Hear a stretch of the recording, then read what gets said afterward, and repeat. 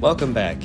That was the end of my first run, and as you can see, it got a little bit sloppy, and my times are nowhere near the other guys in my class. So I'm going to try something that I've been holding back and refusing to do because it didn't seem like a good idea, lowering my tire pressures. But I think it's time I start experimenting and see if I can lower my times at all. I've been running high pressures, about 37 psi in the front and 40 psi in the rear.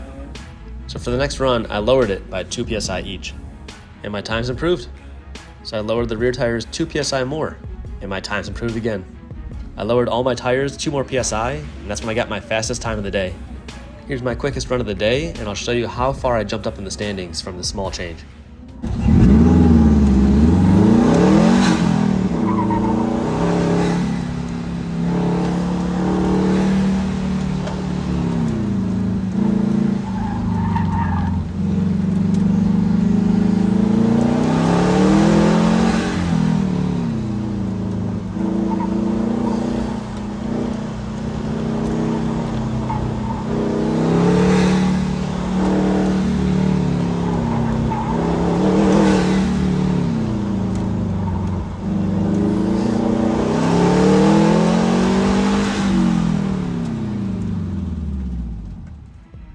As I expected, that first drop in pressure started eating into the sidewall indicator, but when I kept dropping the pressure after that, it didn't really move much further down the sidewall. It kind of plateaued.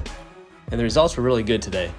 I placed 17 out of 61, putting me in the top 20 for the first time, and I'm still catching a lot of the faster cars in front of me. I matched times with the MR2 in my class for the first time today. He beat me by about 1/10 of a second. I didn't catch this BRZ at all, but I did catch the 200SX by 1%.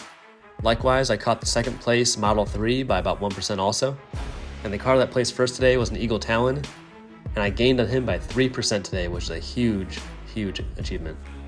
So pretty big results all around. The car was glued to the ground and handled really well. It was neutral, wasn't trying to spin on me, and I made some big improvements that I hope I can carry into the next race. After a year of adjusting my setup, I'm almost in the top quarter of cars already, and we'll see what I find to improve on next race.